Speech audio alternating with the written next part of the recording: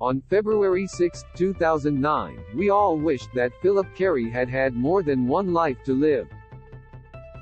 You've read this story before, or you think you have. Beloved soap star dead, everybody sad. Except that this story isn't like any other that you've read, because it's about an actor who was like no other, Philip Carey, who for more than a quarter of a century played the Buchanan clan's cantankerous Paisa on One Life to Live. Related story remembering the charismatic ABC leading man suddenly taken from us 14 years ago today. By the time the former Eugene Carey relocated to Landview, he was already a movie star, having been fifth billed in his big screen debut, 1951's Operation Pacific, with no less than John Wayne. In the years that followed, he worked with some of the greats of Hollywood's golden age, from Joan Crawford in 1952's The Woman is Dangerous, to Gary Cooper in that same year's Springfield Rifle, from Doris Day in 1953's Calamity Jane, to James Cagney in 1955's Mr. Roberts. But he was always in the background.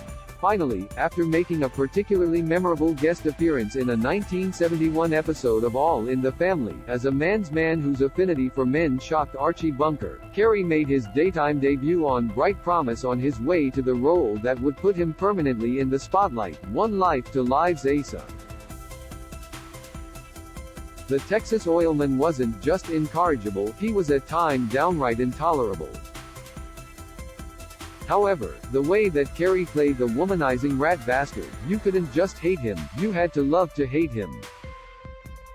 Off-screen, well, it was just love. As Robert S. Woods, who played his son Beau, said at the time of Carey's passing, he was like Pa to me. My own father passed away in 1975, and I met Philly in 1979. I don't know if I could love him more, he added, if he was my dad. Alas, a lifetime of puffing away led Carey to be diagnosed with lung cancer in 2006. He left his iconic role a year later and succumbed to the disease at age 83, less than a week after the death of his other soap son, Clint Ritchie, who played Clint.